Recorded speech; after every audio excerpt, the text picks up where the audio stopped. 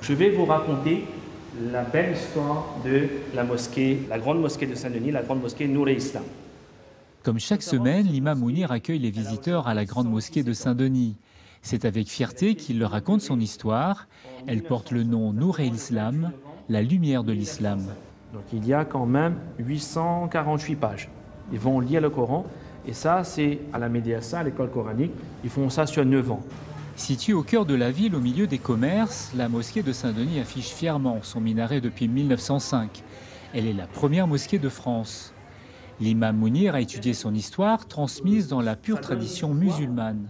Récemment, j'ai fait une soutenance sur l'arrivée des indo-musulmans Gujarati à l'île de la Réunion et je me suis penché sur les témoignages des anciens musulmans de la communauté musulmane ici à la Réunion. L'histoire de la communauté musulmane et l'histoire de la grande mosquée de Saint-Denis m'a été racontée de manière orale par mes parents, mes grands-parents. Et aujourd'hui, nous continuons à transmettre cette histoire aux visiteurs de la mosquée.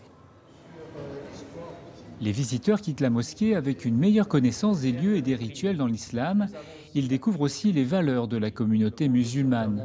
Ce discours de fraternité, d'ouverture et de multi-religion, et voilà, et on sent le discours d'aimer son prochain. Et je trouve que c'est la base de tout, quoi. Puis j'ai pu apprendre pas mal de choses, notamment sur la construction même de la mosquée, la première communauté, les origines, et puis l'attachement à la patrie, l'ouverture, la laïcité. L'histoire de la mosquée est toujours transmise de manière orale. Pour le président de la mosquée, Iqbal Ingar, il était essentiel d'agir pour la graver dans les mémoires.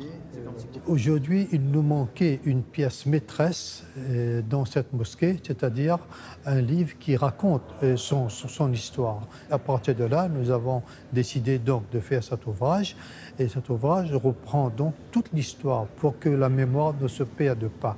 Nous avons un devoir de mémoire pour les futures générations.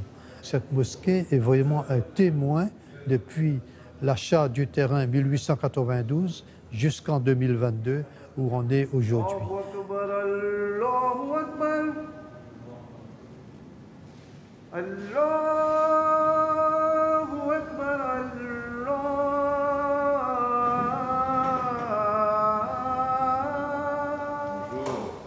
Comme convenu, je viens pour les formalités d'enregistrement du livre, dépôt légal. Publié il y a quelques mois, le livre qui a pour titre Nour, l'édifice du grand chemin, fait la fierté d'Idriss Mourouvaï, l'initiateur du projet, avec le poète Anwar Patel, l'un de ses contributeurs. Merci beaucoup. Effectivement, on fait le relais puisque... Le livre fera partie de la bibliothèque départementale et nationale, un symbole de son inscription dans le patrimoine de l'île. Ce livre est important, au moins à 2 titres. Il documente l'histoire d'un édifice important, la première mosquée de France, et d'un édifice un peu plus immatériel, j'ai envie de dire, qui est celui de l'importance de la communauté indo-musulmane à La Réunion. Et donc il fait la synthèse entre ce monument et ces hommes et femmes qui ont construit la Réunion depuis plus d'1 siècle et qui font partie finalement de l'édifice réunionnais et de la mémoire collective que l'on a, et j'ai envie de dire de la culture créole. Pour faire témoigner cette mémoire collective, Idriss Mourouvaï est parti des photos d'Ibrahim Hulin, archivées depuis le centenaire de la mosquée en 2005. S'en est suivi un travail de documentation important qui n'a pas toujours été facile. La grande mosquée de Saint-Denis est le témoin de l'installation de la communauté musulmane et de l'islam sur cette terre française de l'océan Indien. Et il était tout à fait normal qu'on se préoccupe de la conservation de cette partie historique. Malheureusement, à l'époque de la création de la mosquée, il n'y avait pas cet instinct de conservation, très peu de documents. Il m'avait semblé important de travailler sur cet axe-là et de faire en sorte que cette histoire soit sauvegardée, qu'elle soit partagée et qu'elle puisse être transmise aux générations futures et avec l'ensemble des Réunionnais. Le livre se présente sous forme d'ouvrage d'art, archives, photographies ou encore calligraphie, forme d'expression traditionnelle dans l'islam. Plusieurs formes d'art ayant pour but de toucher le cœur du public, c'était notamment l'objectif du poète Anwar Patel. Sur une île monde au bord de l'océan, s'élève fièrement la pointe d'un minaret. Un chatouilleux parfum d'encens caresse la lumière d'un soleil moiré. La poésie, elle apporte une émotion que n'apporte pas un dialogue plat.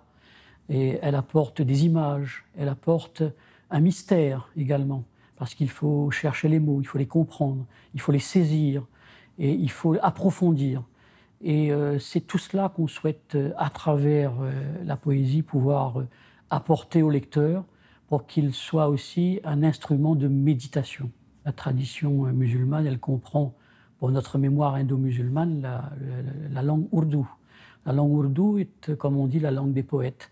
Donc il était tout à fait naturel que la poésie devienne un des éléments qui composent cet ouvrage.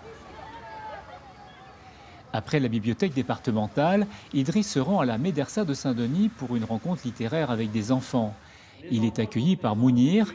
L'imam qui assure les visites de la mosquée est aussi enseignant à l'école coranique. De ce beau livre, l'édifice du Grand Chemin, qui raconte toute la mémoire, toute l'histoire. Pour l'imam Mounir, il est important d'assurer le relais entre les ancêtres et ses jeunes élèves pour qu'ils poursuivent le chemin ouvert par les premiers musulmans réunionnais. Que les premiers musulmans se sont établis et toutes les autres mosquées de l'île ont suivi après.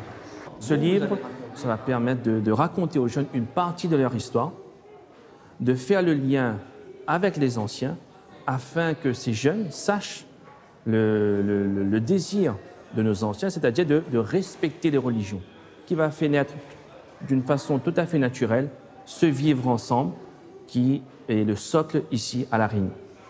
Ce livre est important parce qu'il permet de savoir notre culture musulmane et de laisser une trace pour notre mosquée. Et ça permet aussi de raconter d'où on vient, qui on est aux générations futures. Raconter qui on est et d'où on vient, un principe sur lequel chacun de ses enfants pourra se reposer pour que l'histoire de cette mosquée ne tombe jamais dans l'oubli.